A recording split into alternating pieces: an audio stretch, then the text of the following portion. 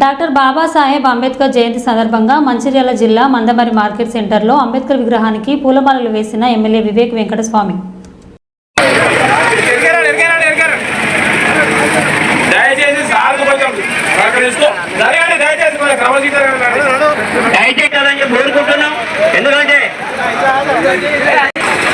గజమాలను సమర్పించున్నారు.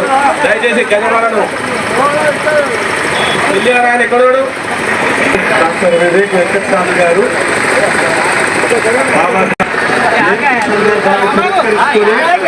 పురస్కరించుకొని గజమాలను సమర్పిస్తున్నారు.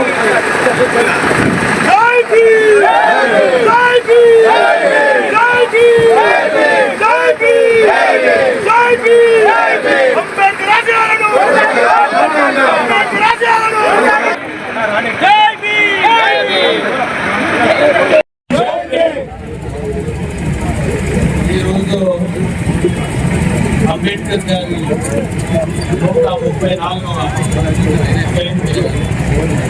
అందరూ కూడా అంబేద్కర్ గారి ఈ సేవలు ఈ దేశానికి, దళితుల జాతులకు, అణిచివేత ప్రజలకు ఏదైతే సేవ చేస్తారో మనం అందరం కూడా గుర్తించుకోవాలి.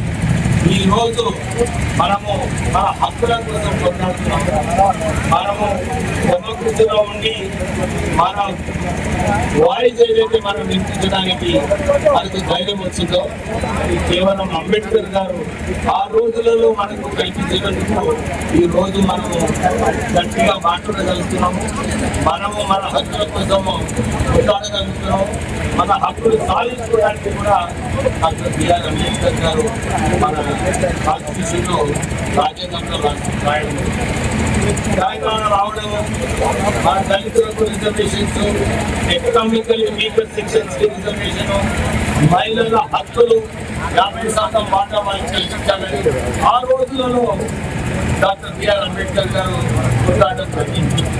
హిందూ బిల్లు ఆ రోజులలో మహిళలకు వాళ్ళ హక్కులు కల్పించాలని హిందూ కోడ్ బిల్ ఏదైతే పెట్టారో అది పాస్ కాలేదని రాజీనామా చేశారు. మహిళల కోసం డాక్టర్ బిఆర్ అంబేద్కర్ మన కార్మికుల కోసం అనేక పోరాటాలు, అనేక చట్టాలు తీసుకొచ్చింది డాక్టర్ బిఆర్ అంబేద్కర్ గారు. మినిమం వేజెస్ అనుకున్నా, మ్యాక్సిమం వర్కింగ్ అవర్స్ అనుకున్నా, మన అసోసియేషన్ పెట్టడము, యూనియన్ కార్మికుల యూనియన్స్ స్థాపించడంలో, హక్కులు కల్పించడంలో మన బిఆర్ అంబేద్కర్ గారు మనకి కూడా సేవలు చేశారు.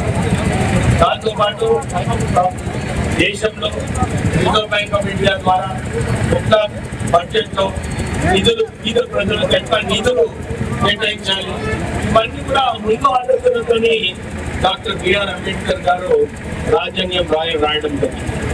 మొన్న అసెంబ్లీలో కూడా మాట్లాడేటప్పుడు నేను ఇదే చెప్పాను. దళితులకు కాంగ్రెస్ పార్టీ చేవల్ల డిక్లరేషన్ చేసింది, 18% రిజర్వేషన్స్ కల్పిస్తామని మాట ఇచ్చింది. నేను డిమాండ్ చేస్తున్నాను ముఖ్యమంత్రి రేవంత్ రెడ్డి గారిని, మీరు ఎట్లయితే అన్ని నిర్ణయాలు తీసుకుంటున్నారో మన దళితుల గురించి కూడా 18% రిజర్వేషన్ పెంచి 18% బడ్జెట్ లో నిధులు కేటాయించాలని చెప్పి మేము డిమాండ్ చేస్తున్నాము. నేను సంవత్సరం నుంచి చెప్తున్నాను, మన లిడ్ క్యాప్ కార్పొరేషన్ మన చెన్నూరులో ఉంది.